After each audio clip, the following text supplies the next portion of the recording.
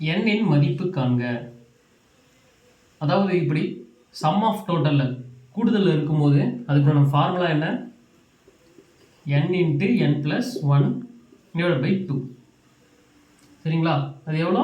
406. இதிலேருந்து n கண்டுபிடிச்சா முடிஞ்சு. எப்படி கண்டுபிடிக்கலாம்? அடுத்த step n into n plus 1, இந்த ரெண்டு அந்தாண்ட போயிடும்.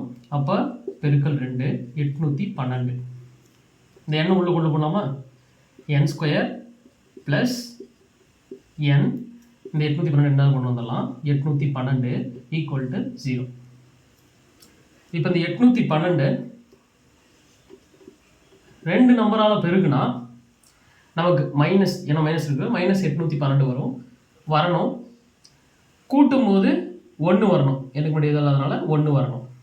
இது எப்படி பார்க்கலாம்? இப்போ 812 போது ஃபர்ஸ்ட் தான் 2 போகலாம். 2 8, 2 6 12, திருப்பி 2 2 2 4 0 அப்படியே இருக்கும். 2 3 6, அடுத்தது 3 4 5 6 இதெல்லாம் எதுவும் வராது. 7 7 2 14, இங்கே ஒரு 6 இருக்கும். 7 9 63 29. அதுக்கப்புறம் இது ஒரு ப்ரைம் நம்பர், அதுக்கப்புறம் 29 அப்படியே தான் வரும்.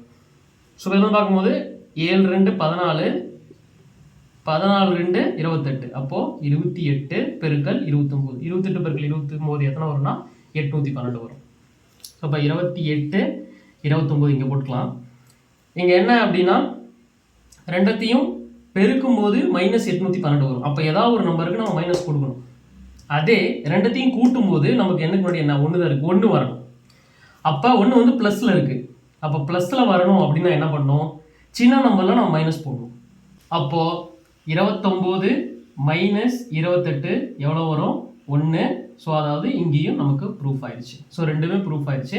அப்போ n மைனஸ் 28 1, n மைனஸ் 29 1, சரி ப்ளஸ் 29 1. இப்போ n equal to 28, n equal to minus 29. இது வந்து பார்த்தீங்கன்னா நெகட்டிவில் வராது, பாசிட்டிவில் மட்டும்தான் வரும். அப்போ விடை என்னன்னு பார்த்தோம்னா சி 28.